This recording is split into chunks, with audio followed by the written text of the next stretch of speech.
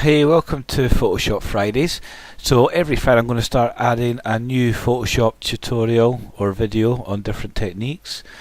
And this week I thought I'd just start off doing some stuff on RAW. And what I'm going to do to begin with is go through kind of the options that you have on the RAW screen, and then the tweaks I do generally to an image before I input it as a JPEG into Photoshop. So to begin with, you've got the toolbar here at the top where the image is. A few different options there, you know, your zoom, hand tool, white balance, color sampler, yada yada, loads of stuff here. I generally just use the crop tool, and if you come onto the image and right click on it, it gives you your crop options. You can do custom or choose others. I stick to a 2:3 because it's pretty much how the image comes out of my camera, and also because I generally, when printing, work on the 2:3 option. So you know, 6:4, 12:8, etc. Now the good thing when you're doing the cropping in here is it'll either automatically go into the landscape mode, or sorry, portrait mode, or so you see there, landscape mode as well, or move straight in, so you're not having to change anything. So in regards to the basic, so that is the kind of basic. For the other menus you've got in RAW, you'd go by this bar. So you've got your histogram, details of the shot, so what f-stop was used, shutter speed, things like that. And the first menu you always got is your basic menu, and this allows for your white balance, which has all the same options as you'd find within your camera. You can manually adjust it. You can add tint to the image. There's an auto function which will do a lot of the things for you, so it'll adjust exposures, blacks, brightness, contrast to give you what they think is a perfect image.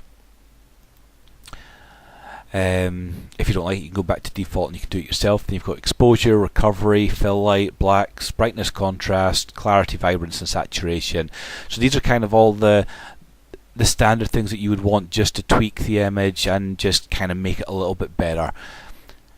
From there, the other options, as for people like to use curves, you've got your tone curve. You've then got your detail, and that's for sharpening and noise reduction. HSL grayscale, also giving you your split of your hues, saturations, and luminance. Your split toning with highlights and shadows. Lens correction, effects for grain and for vignetting. Your camera calibration. And the last two are if you create presets and if you take any snapshots. So that's kind of just a quick rundown of the options that are there when you go into RAW. There's quite a lot there, and a lot of these are very similar to what you get in Lightroom. So what I'll do, I'll go through now my approach to an image when it's within RAW. So as you can see here, with your histogram, I always look at the two sides, so how much dark detail and light detail there is, and I always start with the darks, and we can see here that it's very low before it starts to go into its peak. So what that tells me then is that there is room there to enhance on the dark areas just a little bit more, and I usually do end up tweaking that up because I like to add that as just a little bit of contrast to the image.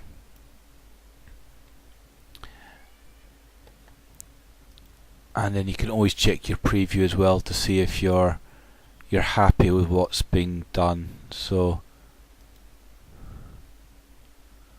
unfortunately the preview showing what the image was before I started. I'd already set this.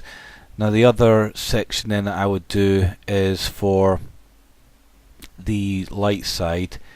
There's a huge area which is completely blank, so I use the exposure, and I would crank that up. Now you could take it right the way up to where it touches the line, but I already know that within this image, for me, that's just a little bit too bright. So I take it down to around the 70 plus 7 plus 0.7.8, just so it's kind of a more natural looking. And the only other thing I do is check with color temperature. The normal is at 5000. That's where it came out of the camera, because I had the camera set on automatic, so it was choosing it. And for me, it's just a little too warm. I like a more natural look, so I'm going to take it down to about the 4000, close to 4000, 4200, just to give the skin a natural look. I don't want to have it too warm or too cool. That's just my choice. And those are the only tweaks I generally do in RAW as standard. I mean, sometimes I will add some clarity. I may use a recovery or fill light just to fill out some areas, but I don't do too much. That's generally all I'm looking for. So that is the RAW section done. I said I'll do a video every Friday of different Photoshop techniques. I just thought that this week I'd start off with kind of the very start of the process for myself.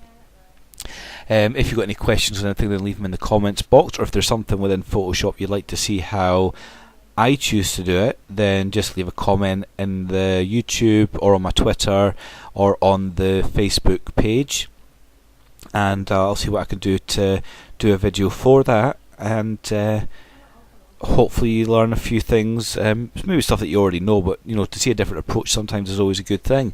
So I will see you next time on Photoshop Friday.